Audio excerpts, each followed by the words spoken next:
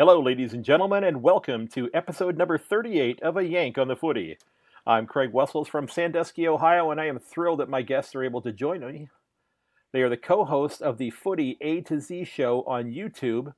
I'd like to welcome Zac and Andreas to the podcast. Gentlemen, welcome. Great to have you on. Thanks, Craig. Thanks for having us.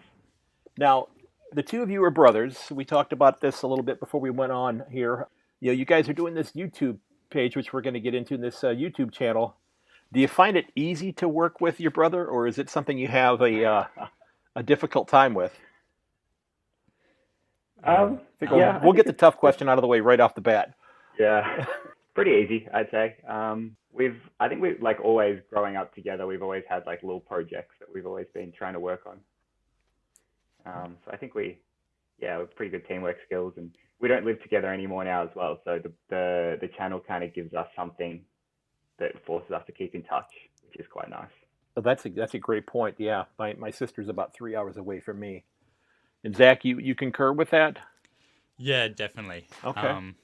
We've like you said, always had little projects on the go and stuff, and now it's kind of fun to have something a bit more serious.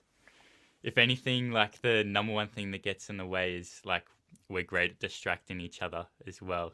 So when we are together working on stuff, then that's probably when we're at our least productive. That's true. Yeah, we have a tendency to just yap on. So tell us a little bit about your background in footy. Did you play as you were growing up? Did you play any other sports as well growing up? We both played quite a lot.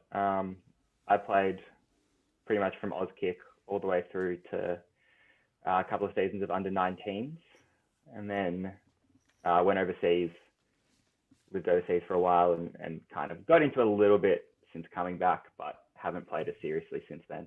Okay. I also umpired for a little while as well while I was in high school, just to make a little bit of money. Did a couple of years of umpiring local games. Do you think you might want to get back into that profession? I think they could use some that know what they're doing. Yeah, it seems like a bit of a thankless job at the moment. It's probably even more of a thankless job right now because, and I heard this mentioned during the game that was last evening, the Richmond game, which I'll get into in a minute here as well. That I think people have forgotten that not only the players are sequestered away from home, the umpires are as well. Yeah. And, the players have, some of the teams have brought their entire list with them, but the umpires have not nearly as many people to interact with because it would be probably improper if the umpires are interacting with the players inside the hub. Because then you'd have even more people thinking that that Razor Ray is in Collingwood's pocket. So a bit of a conflict of interest. Yeah, so they've got it tough as well. Now, Zac, did you play growing up as well? Yeah, same as Andreas. Footy since Auskick, which is kindergarten footy, I guess. Right. And then through to under-19s, and I'm 20 now, so I'm kind of have to decide whether I want to go on and play proper seniors or not. Okay. But I've played cricket alongside that since I was 8 years old as well. So, okay. Kind of balancing the two is a bit tricky sometimes. Did the two of you play alongside or play against anybody who made it into the highest level that's made it into the AFL? Plenty. Yeah, I was lucky enough to play in the same team with a couple of players who got drafted. Okay. With Harry Deer, who went to Adelaide, Sean McLaren went to Sydney. I don't think either of them ever played a senior game, though, which was a bit disappointing. But they were both fantastic players and both very tall. So that made my job, as a midfielder, kicking it to Sean at full forward, you just stick it on his head and he's put his hands up in the air and mark it. Which made me look pretty good at times. But because we, play in the local Melbourne Metro League, you'd come up against some really good players like Angus Brayshaw. Okay, yeah. And Braden Maynard. Mm-hmm. both played together for Hampton Rovers, which is one of our main rivals. Okay, that's so pretty cool. Whenever we played them, we always knew those two were the ones we had to look out for. Ed Langdon, who's now at Melbourne, played in that league as well. Terrific. So you played against some of the best, which is, it's amazing to see, and I've asked that question of several people that I've had on now, and it's really neat to hear the names of the people who have made it to that highest level, definitely getting name dropped there. And I've had a couple players that I've been able to interview since I've been doing this as well, but I'm hoping to reach out and talk to more in the future, but that's down the road. But you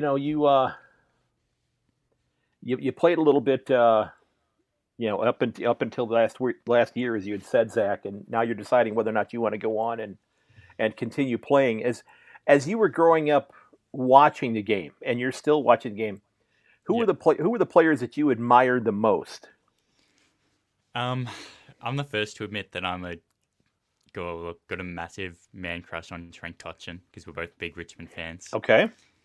But I don't know, in terms of plays I admire that, like, I try and base my personal game off. I'm more of like a kind of half forward, half back winger.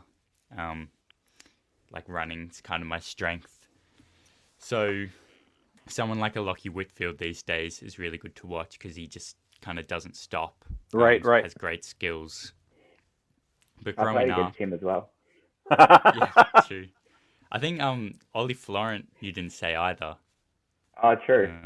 Andreas Yeah, I with. forgot about Ol, which is he went to school with me. Okay. He was a couple of years below me. So yeah, very, very good footballer. Wow. You said that you both barrack for Richmond. Yeah. Is that a family tradition, or did the two of you strike out on your own and decide, my parents are barracking for this club, I'm going to support a different one? It's 100% family tradition. Okay. Yeah. I think Dad says that, yeah. Dad says when he was little, his cousins went for Richmond, who was he was very close with, and he grew up kind of in Carlton, in a city, and Richmond was kind of just the team at the time, winning premierships and stuff. So they got him into Richmond, and it was just been a family love affair ever since. Very cool. It's great that that you're able to carry that on, and sometime down the road, if you guys decide to, if you get married and decide to have kids, that sort of thing, I'm sure one of those first purchases is going to be the little romper, the little outfit with the black and gold. Yeah, absolutely. And chances are you may have one of those already purchased for you that maybe your parents have sequestered away somewhere else for just that time.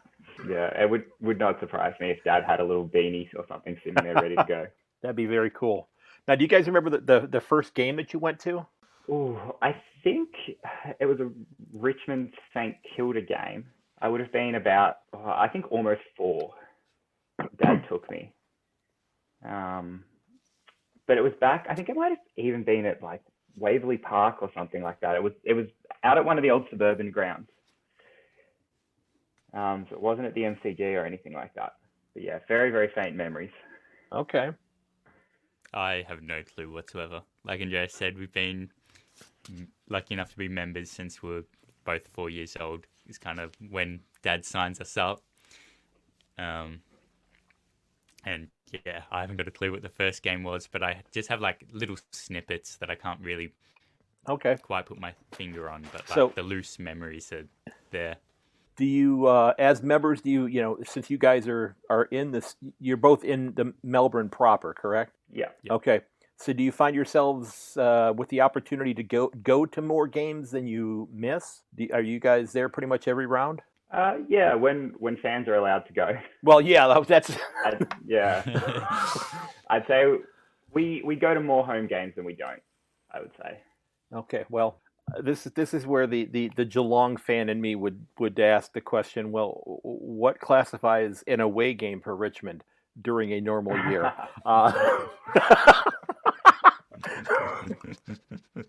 That's fair. Where I guess that was the whole thing about when they were kind of poking fun at the Pies when they were heading out to Perth for the hub out there. That somebody was saying that that this is an airport, this is a plane. It will take you to another city to go play the game. Now, I did watch the game last night or this morning for myself, and and I did not pick Richmond to win this game, but to me, Richmond is still the team to beat until somebody beats them. Because they've won 2 out of the last 3. And, I mentioned in last week's the episode that came out actually earlier this week that they just have really struggled to score. They've not been able to find the goal square at all, and I think they rectified that yesterday. That was I think last night was definitely our best performance of the year so far. And they're starting to get healthy. And I've never heard Dustin Martin talk before. They did the little interview with him after the game. I've never heard him say anything before. He always looks surly. He always looks unhappy. And maybe I'm just reading that wrong, but he for somebody that plays the game as well as he does, it's you think he'd smile a little bit more often. He's never loved the spotlight and kind of facing the media and everything. It's kind of just always been a bit shy. The way. Okay, and which is interesting because wasn't it a couple of years ago that he did a commercial where he was running around somebody's neighborhood in his underwear? Yeah, I think he must have gotten a pretty sweet deal. Yeah, that's a way to get over your embarrassment right there. So, your club has won 2 out of the last 3, and I'm going to ask: do you remember your biggest heartbreak from footy? And maybe it was as a player, not even as a fan. What's been your biggest? Oh, that really stinks. What that type of moment? It's a good question. Do you have one, Zach? There's too many to pick one. As Richmond supporters, we got pretty used to having our hearts broken. As a player, go, Zachy. I was just going to say, there was that 3-year period where we lost in the first round of the finals. Is kind of just like a patch of more despair rather than one particular moment of heartbreak. But there's moments I remember being very little, and Andreas and I was so excited in a Richmond-Essendon game when Richmond were up, and this is when we were very bad. So when we were up, it was time to celebrate, enjoy it while you can. And we were chanting, I think, for the siren to go. And then Essendon got in front, so we were chanting for the siren not to go.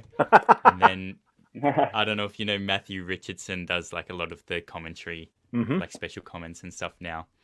So he was playing and he took a mark on the wing and kind of got out the back to kick potentially the winning goal. And it got called as a push in the back. And it was a super controversial decision. And, Richo threw his arms up in the air and was not happy at all because it was kind of argued that he protected the space with his hands rather than actually pushing. Right. And then that kind of led to us losing the game. And I just remember being shattered as a little kid. And they replay that moment, once a year whenever Richmond and Essendon verse. And it always brings up their memories. Yeah. Well, it's one of those iconic moments in the history of the club. Not necessarily a positive one, but it I should say in that rivalry between those two clubs. So yeah, it's probably going to get shown more than you want it to. Yeah. Yeah. So you were saying that your biggest awful moment, your biggest regret or downfall, if you will, when you were playing. Yes, probably for me, the only grand final I ever played in, we lost. And that was pretty shattering that day. We'd kind of had a really good year and kind of been up and down a bit, but really sort of played really well the back end of the year, and we were pretty confident going into the game. So I think whenever you lose a grand final, it's pretty shattering. But that absolutely sucked. Was it a close game, or was it one that it was like over halfway through the third quarter and you just had to wait till it was finished? Yeah, it was pretty close until the last quarter, I think, from memory. Okay. I don't know. I think I kind of blocked a little bit out. I think we ended up losing by about 20 points or something like that. But yeah, it was pretty much over, say, halfway through the third. I think you were always in it, but they were just like always that goal or two ahead, and you could never quite draw even. Yeah. But you guys started really well. But yeah, we did. There were probably 10 or 12 other teams in your league that would have traded positions with you to play in that grand final, though, right? Oh, for sure. Yeah. So the fact you got there is better than not getting there. And winning the prelim final to get us there as well is definitely a great memory. Well, that's good. I'm glad there was a positive one there. Yeah. So, Andreas, what you said you were a midfielder, right? Or was that Zach that said that? Okay. Zach, were you pretty much playing in the midfield as well? Yeah, just a combination between midfield, halfback, wing kind of thing. Okay. Kind of changes season to season a little bit, but lately more on the wing. Now, this is a question that I had never thought to ask to anybody who has played the game at the younger levels. And this just popped into my head here. At the younger levels, like the up to the 19 and under that you both had played, did those teams both play 18 on a side, or do they play with a lesser number of players on the field? Yeah, we've always played 18 on the field. Okay. I didn't know if there was a difference because of the age level or not. Yeah, I think if you go like all the way down, if you go to like under 8s or under 9s or something like that, then it might be different. But as far as I know, everyone plays with 18 on. Okay, that's just something that I hadn't thought to ask before. Yeah, that's a good question. Yeah, well, I just wanted to make sure I got that one out there. Now, the reason that I love hearing about your crushes on players and your love for the Tigers and that sort of thing and your history with the game, but the real reason that we were hooking up here today to come on was the fact that you guys are doing something that is, I think, pretty cool. And I've watched maybe half of the episodes so far. I've not seen all of them yet. I just watched the one on the flood, which I think is the most recent one. I watched that one earlier today. But you two host the Footy A2Z YouTube channel. And first of all, why don't you, for people who haven't heard of it or haven't looked at it before, why don't you tell them what it's about and how did the idea of this come about? Zach, I think it's your turn. Okay. So our channel is based on a soccer channel, which is very similar, called Tifo Football. So we do like illustrated kind of visual essays with cartoons of players and, little dots on fields, kind of taking a deep dive into tactics and kind of iconic moments, players, or like influential things on the game throughout history or present. And there's kind of two main series that we focus on. One of them being the Afl Explained, which is great for newer fans and people, or even Australians who like footy but maybe aren't as invested in the tactics and kind of the nuances of everything that happens on field. And then the other video is kind of for more established fans who kind of just want to know more about the game that they're already invested in. Okay, that's very cool. I mean, it's something, and again, I've only been following the game for about 4 years, and there are things that I'll readily admit I have no clue about, and I which means I guess I could be an umpire and not be able to hold the ball either. But I have to tell you, it has been a blessing, and if you're listening in the States and you have started to follow this game, I am going to put the link to their webpage on YouTube on here. I highly recommend this if you want to learn more about the game to take a much more deep dive into how some of the different things work. I mean, I know I'm going to go back and watch the video on the national draft probably 2 or 3 more times before the draft later this year, because the draft to me is one of the most confusing things out there. It's just, it's, you know, the father-son thing, and somebody makes a bid for this player, and it's I need to go back and watch it again. So how do you go about deciding? Go ahead. I'm sorry. I was going to say, is the father-son thing something that any American sports have? Like, did you have that? Is there like systems in place for kids of players to go to their dad's team or anything like that, or is not necessarily? There's nothing official that I know of. Now, for example, I don't know if you're a baseball fan at all, if you follow baseball, but there was a really great player that played by the name of Ken Griffey Jr. And he was an outfielder. He's a Hall of Famer. His father played for the team in Cincinnati for a number of years, and Ken Griffey Jr. got drafted to play on the team in Seattle. Now, Dad eventually was able to join him and play on that team, so they were both playing side by side on the same team at the same time. That's cool. But there's really nothing in place that you have a lot of father and sons that play the same game, but there's nothing that's in place to ensure that player goes to the same team that their father had played for. There's nothing like that as far as I know.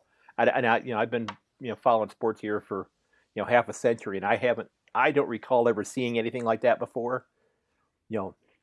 There may be a gentleman's agreement where somebody says, "Hey, we'd really like to pick up this player for our club," and somebody might say, "Okay, well, we won't draft them yet." But it's not. There's no guarantee of that happening. How do you guys decide on what topics you're going to cover? I mean, have you got a list that you're working off of, or do you just see things that are happening in the league at that time that you feel need to be addressed or expounded upon? Yeah, we have a spreadsheet that we keep, which has all our ideas on it. Okay. I think part of it though is also like requests that people leave on the videos that we've made. Particularly with the AFL Explained videos that we do, like the purpose of those is to help fans understand the game a bit more deeply and get a bit more appreciation for it. So the things that people are saying that they want explained further then are the things that we go, okay, well maybe we should make a video about that. Okay, so and you have I'm sure you've heard from maybe more fans now from the States than you've heard before.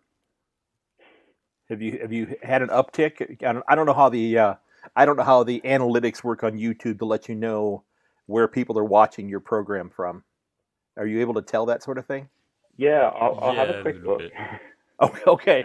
I actually looked into a website yesterday that kind of looks at YouTube analytics and gives you like a little bit more detail, which I was going to tell you to log into at some stage today, Andreas. Yeah.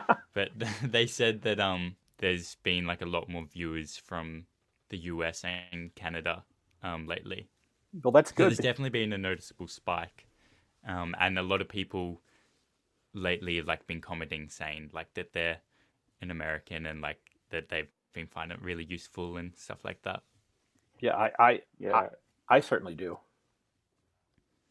According to YouTube, about 2% of our views are from the US. Wow, that's which is interesting. Yeah, I got about 30% or 31% of the people who are listening to my podcast are here in the U.S. Most of them are in Australia. So yeah, but it's I'm starting to get a little bit more traction here where there are more and more people listening. So I'm hoping that having the two of you on will help to drive more American fans to your YouTube channel, because if it's somebody who's wanting to follow this game and learn about this game and really have an understanding of it, you guys are a fantastic resource for that. And the job you're doing is terrific. Yeah. Thank you very much. We get a few comments on Reddit as well, saying similar stuff, which is it's really nice to hear you say that, because that's what we're striving to do. I've had one comment on Reddit. I'm on there. I've had one comment, and that comment was, "Don't post a link to your own podcast on Reddit." so I haven't really engaged on there a whole heck of a lot. Okay, they seem to let us get away with posting our videos there. Then maybe we've exploited a loophole in the system somewhere. That's a great point, because if you're signed up on Reddit under your own name, maybe you can get away with that. Because I think I actually signed up on Reddit as the name of my podcast. We're on Reddit as Footy A2Z. Oh, okay. Yeah. But yeah, like the AFL or r/AFL is like been amazing for us. Like, yeah. Technically we shouldn't be posting the videos there, I think, if you read the fine print. But I think everyone has kind of thrown their support behind, like, since the first videos we ever posted on there, and now there's almost like a little Reddit community that comments on most of the posts we do and stuff, and a lot of people just saying like that they want to see that kind of stuff for the AFL succeed, which is super humbling. So I think maybe that's why we get away with it. But yeah, if you read the rules in the Reddit kit, then I know I did. Somebody, yep. Then maybe we're definitely getting away with something that we maybe shouldn't be. Maybe I just need to find somebody on Reddit that'll post my podcast for me on there. That's true. There you go. Or just make a fake account. Yeah. Make a Smurf, and I guess you could do that. Yeah, that's a good point. Also, a burner Reddit. Yeah, because there's like 50,000 people in the AFL section on Reddit. I mean, that's a hugely untapped marketplace, if you will, on there in terms of getting listeners. For sure. So, and that's also somewhere we've noticed a lot more Americans recently as well. That's cool. Yeah, because I'm not on Reddit for anything else. Reddit. You know, that's the only thing that I had been on there for. Now I've not been on there for about a month since I got that hate mail.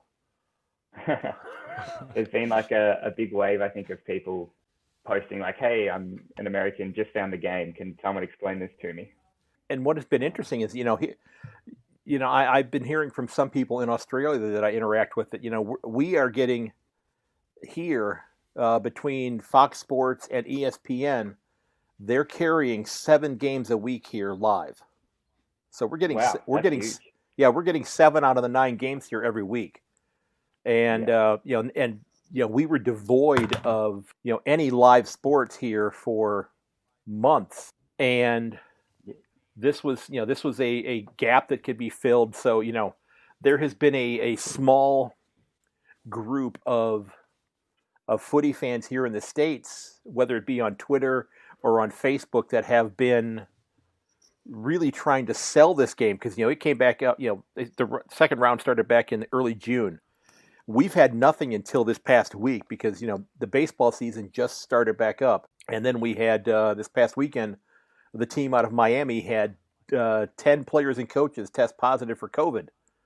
So they've basically they've been told to stay in place in Philadelphia. They were supposed to fly back to Miami to play their first home game, and they're stuck in Philadelphia, and the team that was supposed to be playing in Philadelphia against the Phillies are not playing, and it has really thrown a monkey wrench.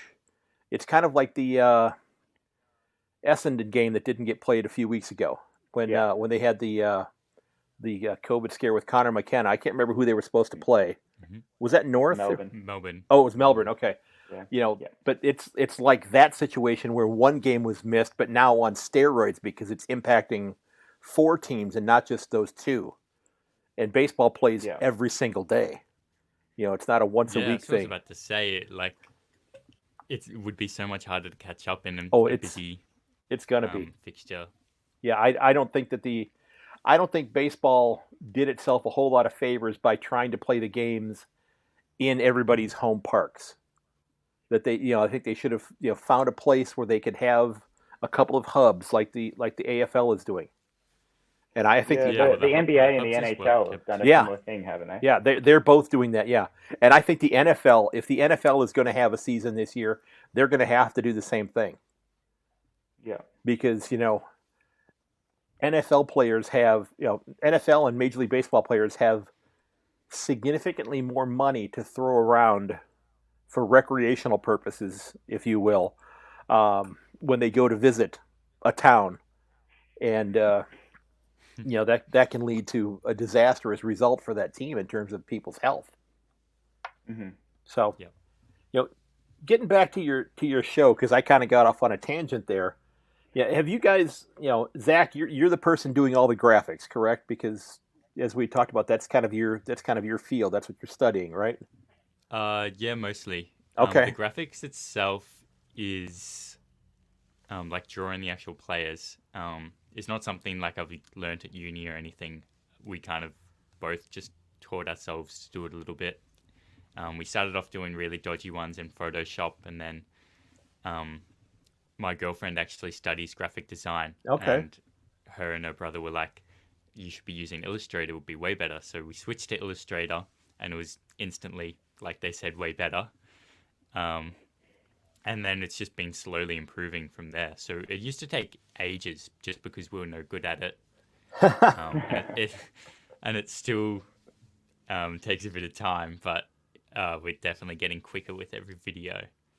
So I kind of handle the graphics and the kind of audio side of it. And Andreas has self-taught himself to do all the animations from that perspective. Oh, okay. Well, that's very cool. So you're both really involved in the visual aspect of it. Then that's cool. Now, have you? Yeah, definitely. Have you run into a topic? Have you started an episode or started to research an episode and just realized this one's going to be too difficult to do? I'm sure there's something that we've just. I don't think we've had anything that we've abandoned because we thought it was too hard. Like some people request things like the Essendon supplement saga and stuff, and I just don't feel comfortable providing any kind of commentary on it when there's so much that's still up in the air as well. Yeah. You don't want to take any shots at them, right? Yeah. Yeah, 100%. One video that people want us to make. Go on, Zach. No, I wasn't really going to say anything interesting. I was going to say one video that people have really wanted us to make is like a video about forwards and forward line structures and that kind of thing, which is something we do really want to do, but with the camera angles you get given on the broadcast of the game, it's just not really possible. You can't really see what's happening away from the ball. That's a good point. Yeah, that's a good point. Now, yeah, so it's something we kind of plan to do at a game, like go to matches and like sit all the way at the top of the stadium and watch what was happening. But given the situation this season, we haven't been able to do that, which has been a bit annoying. Do they? The NFL has found another avenue of making money, where they'll actually sell to people who are fans of the game. And I've never purchased it because I don't watch that many games, but they'll actually sell access to what's called the coaches tape, because the coaches will have different cameras that they use instead of the ones that are like just on TV. So they will have a camera that's up high in each end zone, so you can see all 22 players on the field at the same time, kind of what you guys are talking about. Does the AFL have any kind of an option like that? And I've never seen it on like the AFL website or anything, but I didn't know if they had that available for people who are really big fans that wanted to dive deeply into the game so they could look at the structure and that sort of thing. The footage definitely exists because it's what the coaching teams use. Right. There was actually an interesting article by the was it the ABC, Andreas? Yeah, someone at the ABC.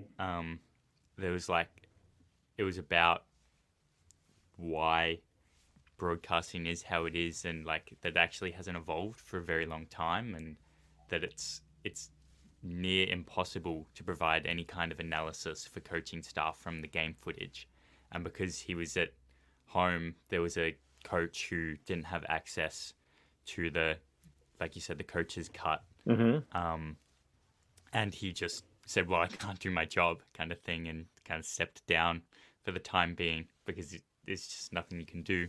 But in terms of public access, I've never heard of anything that the public can get their hands on that footage. Although I would love to. I'd love to just watch the game with that instead.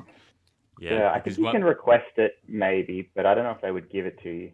I think that would be a really interesting way for the league to generate more revenue. Even from people who are fans, because the NFL charges, I don't know, I think it's like $150 for a year's worth of access to the coach's film.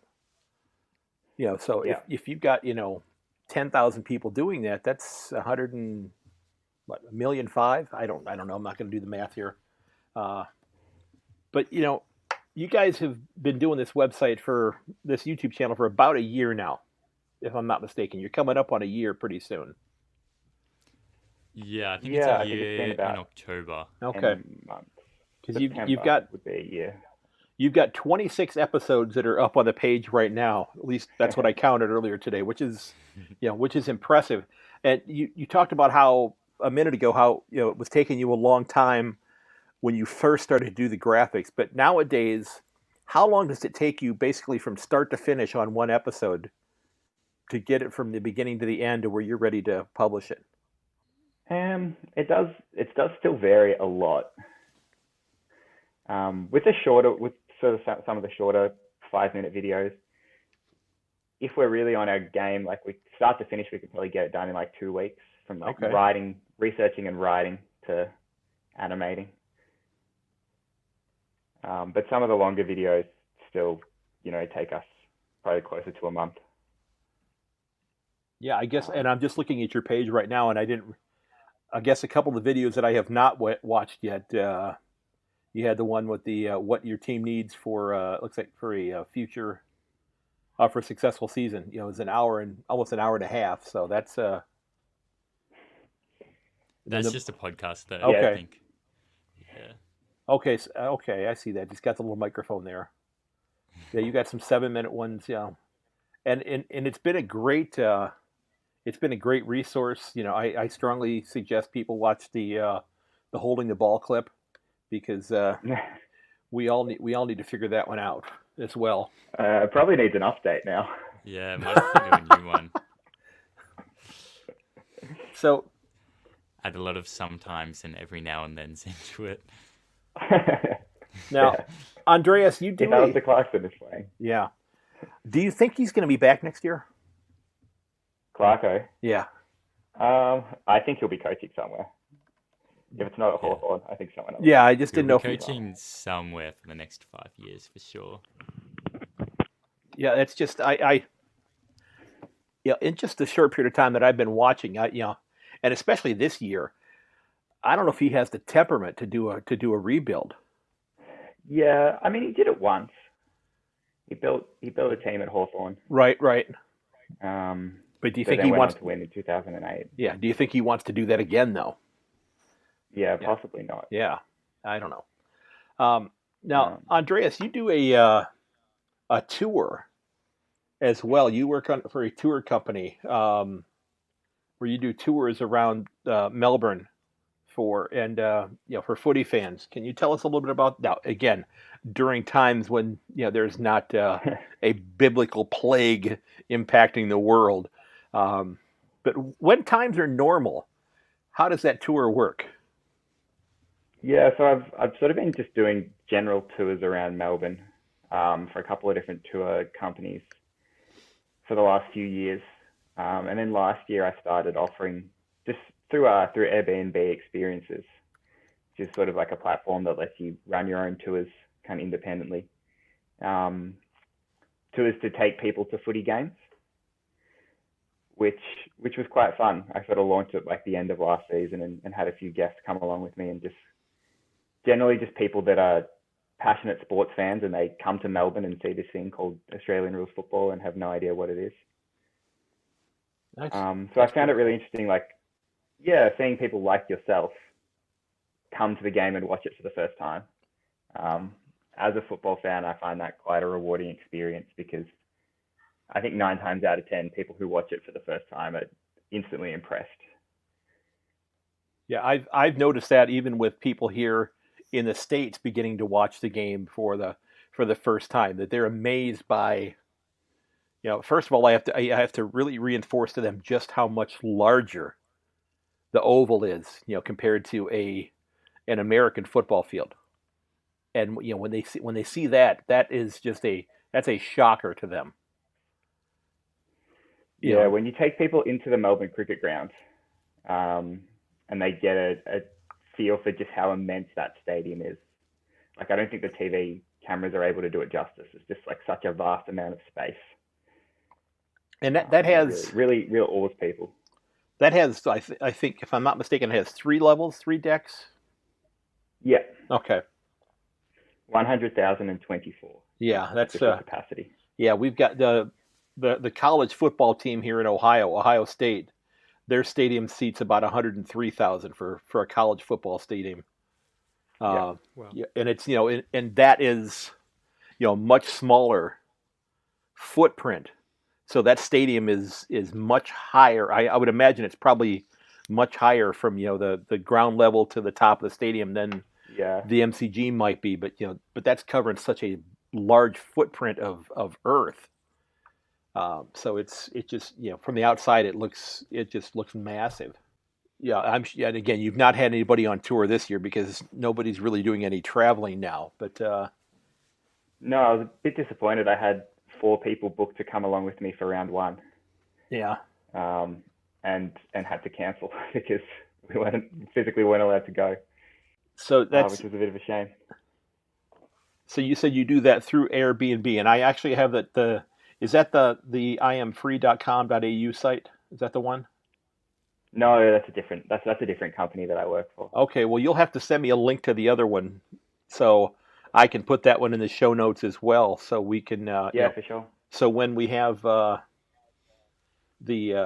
time where people are actually able to travel, so they can figure out how to get in touch with you, because it's a game that if people are going to Australia, they definitely should be checking this out. It's great. It's great to go do sightseeing, but when and if I ever get to make the trip over there, and I've done this several times over the last couple of years, where I've sat down with the fixture and said, okay, if I was leaving on this Wednesday, how many games could I see in the span of 2 weeks? Yeah. I've mapped it out and said, well, I could go to the MCG here, and then the evening there's a game at Marvel, and then I could go down to Geelong and be back here. I've tried to figure out how to get the most bang for my buck on that. That's great. It's now would be the best time to do it. Well, well, the scariest part about this is hearing the people talking about how much they like the idea of not knowing the rest of the fixture. I mean, think about the impact that would have on your tour business. Is if if you don't know a month out who is playing who, and when they're playing them, and where they're playing them. Yeah, it makes life really difficult. Yeah, it would have to. I feel for the clubs as well, who are trying to book flights and hotels and accommodation for their players. And the fixture keeps changing. Yeah, but I think they've. Although I think the AFL have stepped in and they're handling all that now. And they have done, I think, a tremendous job of keeping the season going. I sure it'd be great to be able to watch the games in person in Victoria, but that's just not possible right now. But the fact that they've been able to actually get now, they're in the 9th round, so they're almost past the halfway point. I mean, the fact that they've been able to do that, where the goalposts have moved, quite frankly, where now, Sydney, it sounds like, is being shut down as well. Yeah, I saw some things that talked about that being closed down. That the Swans and the Giants are going to have to relocate as well. Yeah, I think they're both Yeah, I think they're relocating fine. today, this Yeah. afternoon or something. It's crazy. It's crazy. Now, you guys are Richmond fans. We talked about that earlier in the discussion here. Was last year your first grand final that you went to, or did you get to the one 2 years prior to that as well? So for 2017, we were at the live site at Punt Road, which is Richmond's kind of training facilities and stuff. Right. So that's literally like a 200-meter walk from Punt Road Oval to the MCG. So we're basically next door. Okay. You can see the MCG in the background, and so there's just like you set up camping chairs and everything, and they had big screens set up on the ground, and you're just filled with a park full of other Richmond fans. So that was still a really cool experience, even though we weren't able to be in the ground itself. It was kind of the next best thing. Right.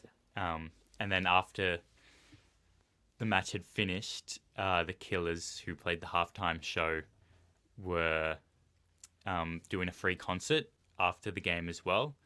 So we went in after the game had finished. So we got to be on the ground and pick up some of the confetti that was on the grass and stuff. And that's cool. And then all the players came back out onto stage. And I don't know if you've seen Jack Rewrote. I have seen that video. Did a rendition of Mr. Brightside. Yeah. It's a shame that Meatloaf wasn't available again. A very big shame. But that was a great experience, the concert as well. So that was still a very good day. And then 2019, we were lucky enough to get tickets. So Andreas and I and our younger brother all were in the standing section behind the Richmond cheer squad, kind of behind the goals. Okay. And we had very sore legs by the end of the day from standing up the entire way through it. And we got there very early to make sure we got a spot where a little brother could see. Yeah. Because he's only 12, so. Okay. But it was just an amazing experience and just 100% worth it. I bet. It's it had to be a wonderful, and let's be honest, you guys knew fairly early that you were going to win that game. Yeah, by that halftime. Yeah, that was pretty confident. That was an ugly game. So it was great that Yeah, probably not the best game for neutral supporters. Wanted to see an interesting match, but being there as Richmond supporters, we had an absolute blast. We loved it. Yeah, I bet. Yeah. So if there are some fans out there that have questions for you or ideas or requests for videos for your show, how do they go about getting in touch with you? Well, our kind of official email is footyA2Z@gmail.com, and that's with the 2 being just TO, so it kind of spells Footy A2Z. Okay. Otherwise, comments on YouTube are always good. We're always checking the comments. Okay. We're on Facebook as the same name as our channel, just Footy space A2Z, this time with the number 2. All right. And Instagram as well. We're pretty active on. So any of those 4 ways, email, YouTube comments, Facebook, Instagram. We get a lot of people sending us direct messages and stuff. So don't at all be afraid to, get in touch or whatever. If you have any suggestions or any queries. I think that's how the 3 of us ended up getting together for us to be doing this as well. I think I reached out. I don't know if it was on Twitter or not, but somewhere I did. Yeah, I think you just left a comment on one of our YouTube videos. Oh, that could be. Yeah, I'm sure I did. It was probably the one about the draft. Yeah, quite possibly. Yeah, because that's the one I was. I don't remember, but yeah, I think. Now. So we do read them. We do read the YouTube comments. Yeah, that's the good ones and the bad ones. There haven't been too many bad ones, have there? Nah. I wouldn't think there have been. Now, Zach, I Yeah, I sent out an email to the two of you to see if there were any fun questions that you might want to ask your brother. And well, Zach, you didn't respond. So, but your brother had a couple of questions that he Okay. wanted to see if you would answer. And feel free to pass on these. You don't have to answer these. I don't think these are ones that are designed to embarrass you or anything like that. That But was pretty nice, I think. yeah, he said that he said, what's been your finest moment as our channel's official social media manager? My finest moment.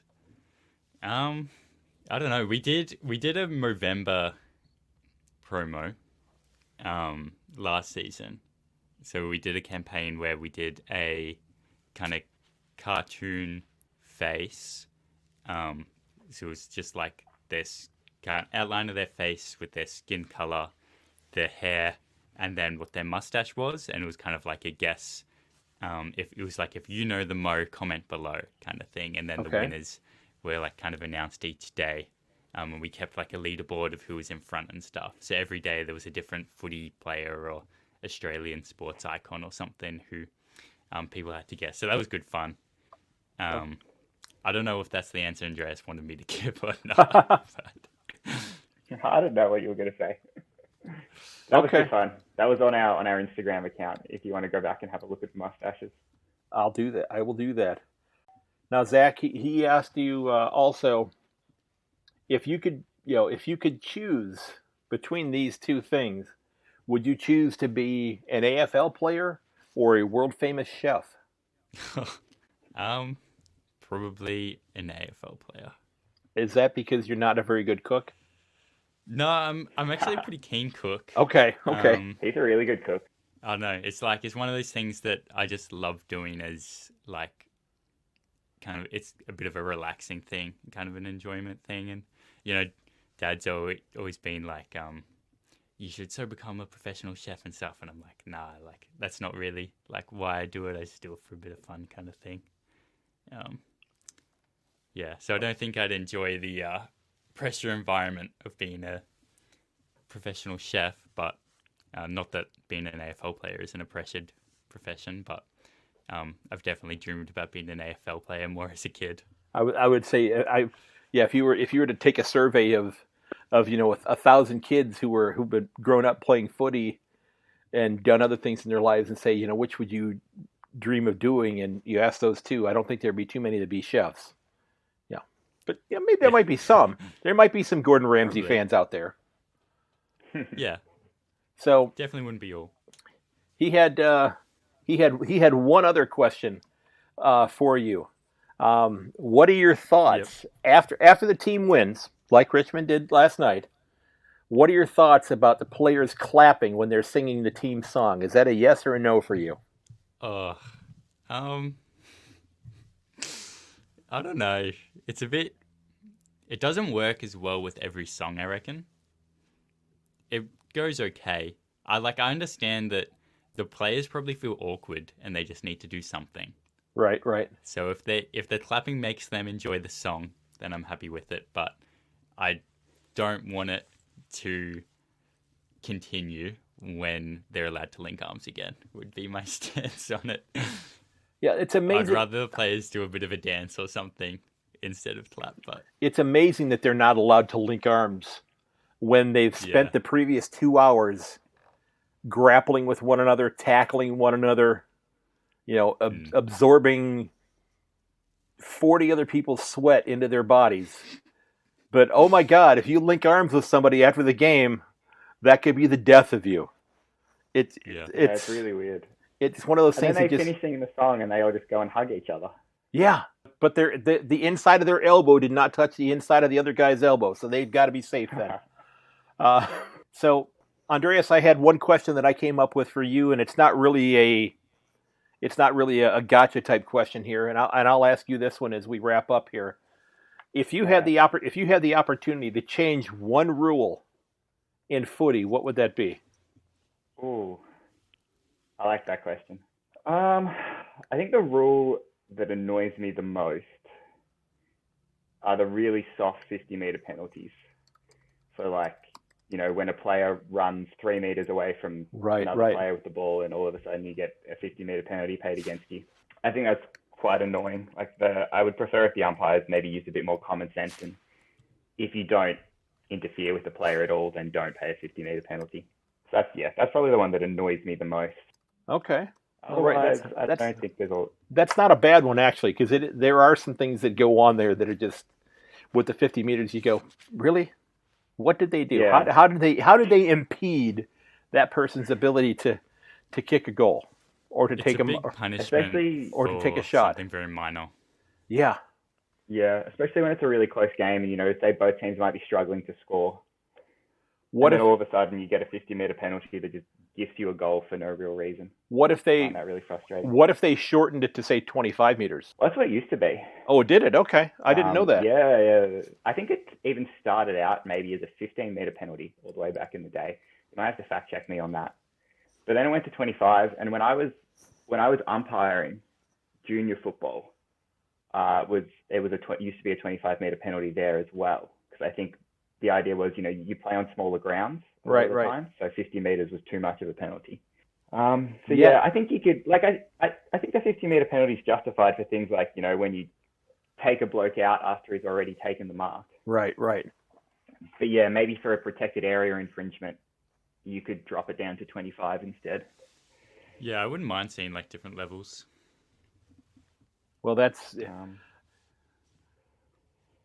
not a bad idea, but if they go different levels, then they're having it gets to that gray area in terms of how they're interpreting things like holding the ball, which could lead to even more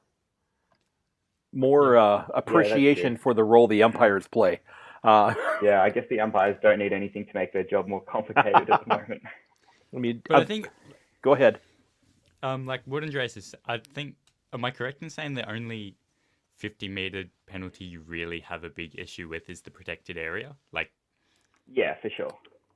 So if just protected area was shorter, and then infringing on players off the ball and taking someone out after they've marked it and stuff was 50, then I think that would potentially work well. That's not a bad idea. Could be a good balance. That's not a bad idea at all. Maybe this is maybe this is a proposal for a new episode for you guys.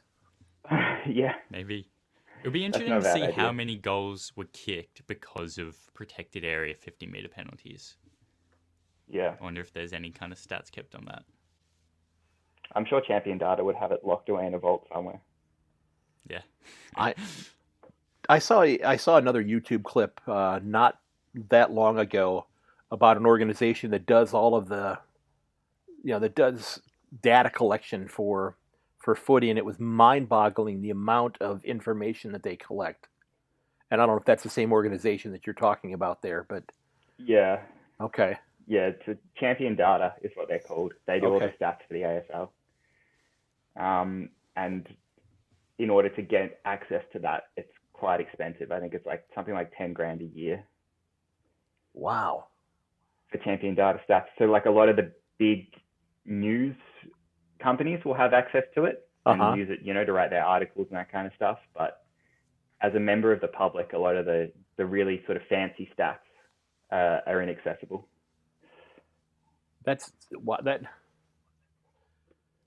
Maybe that's where they could put the cameras over the goalpost and include that with that, and just I don't know.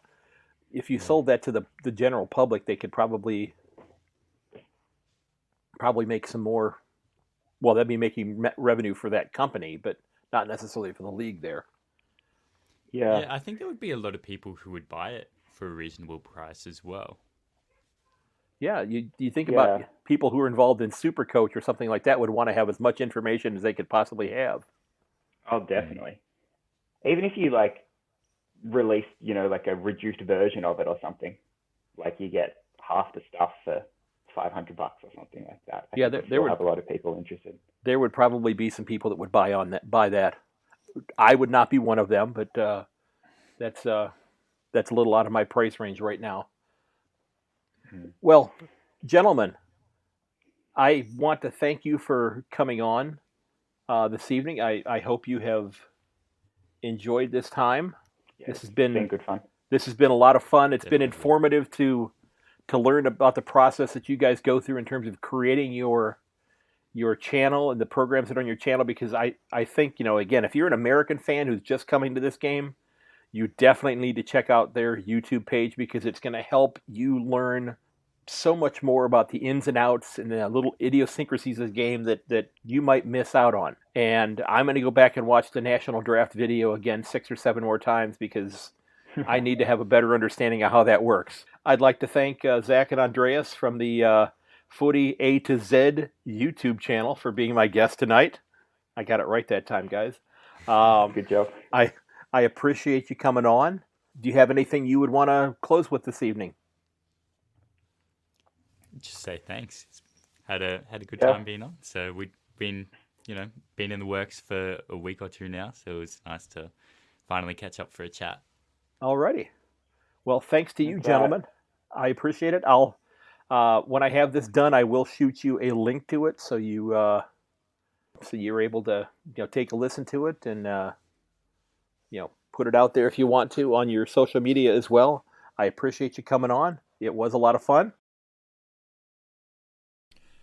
I'd like to thank my guests, Zac and Andreas Barrohus of the Footy A2Z YouTube channel, for being my guests tonight, gentlemen. Thanks so very much for taking time out of your busy day and sitting down to chat with me. I hope you had fun. I think we did.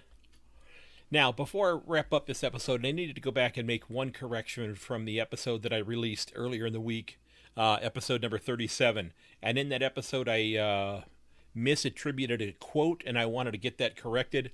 I had said that Jim Brown, the all-time great running back for the Cleveland Browns, was the person who had said, when you get to the end zone, act like you've been there before. Well, I was mistaken on that, and it turns out that it was longtime Penn State head coach Joe Paterno that said that, and I want to thank Jim Longo for shooting me an email and correcting me on that. So, Jim, I appreciate that.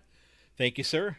Glad to get that straightened up, and I'll have to do a little bit better fact-checking before I put that out there next time.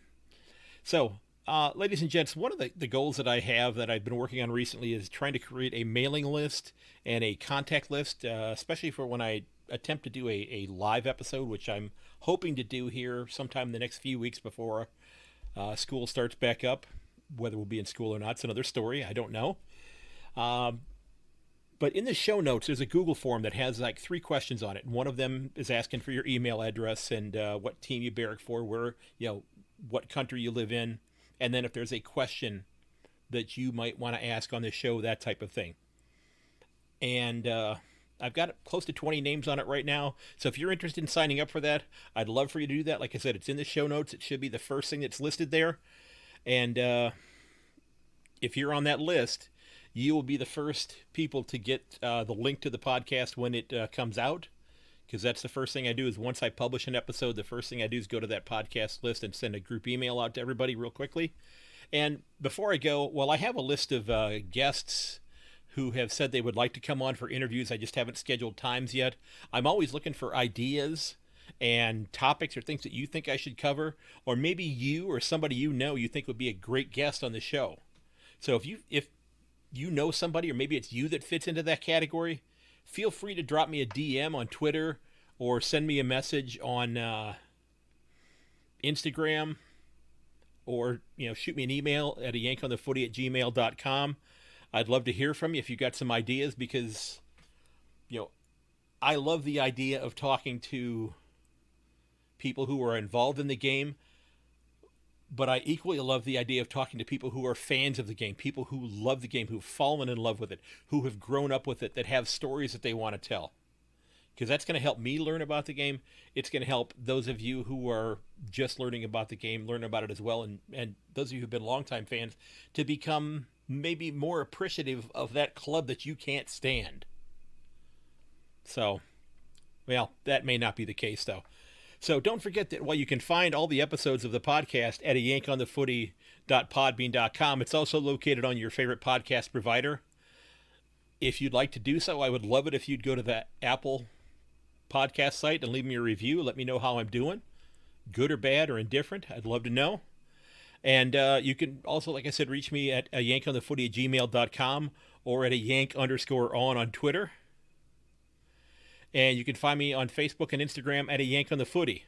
I'd like to thank Mr. Joseph McDade for the use of a couple pieces of his music. I'm using Elevation and Backplate as my intro and my outro. You can find his music at josephmcdade.com/music. He's also on Spotify, so check out his hard work. And again, ladies and gents, I hope you'll go to the show notes and consider filling out that form. And hopefully we can talk to one another during an upcoming live episode. Those of you who are in Victoria, I want you to know that I'm thinking about you, that all of us here in the U.S., we're battling the same thing. It sounds like things in Sydney are getting a little rough as well. So, we're praying that things get resolved, that people are able to do what they need to do to allow this public health menace, let's just call it that, to die off. And ladies and gents, I want to thank you for listening, because, that's one of the goals, is having great people like you tuning in to listen to the podcast each week, or however many episodes I put out, which it's been a couple each week here recently. But, while many of us are fans of our teams, deep down, we're fans of a game that we love, and that's the game of footy. And looking at how things are going with baseball right now, it might be the only game in town here very soon. And for those of you who are watching the games in the United States or Canada, don't forget that Australian rules football. It's why they invented the DVR. Again, ladies and gentlemen, thanks so very much. And if you'd share the podcast with your friends and family, I would truly appreciate it. And may your dribble kick never hit the post. I'll catch you later.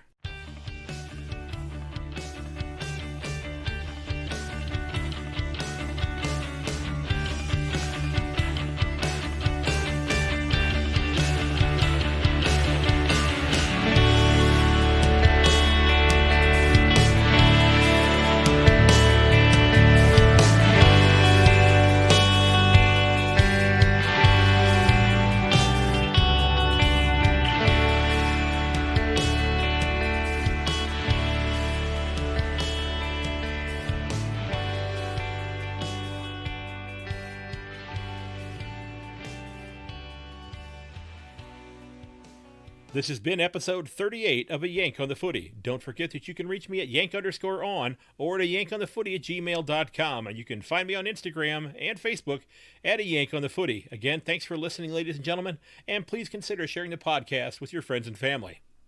Until next time, goodbye.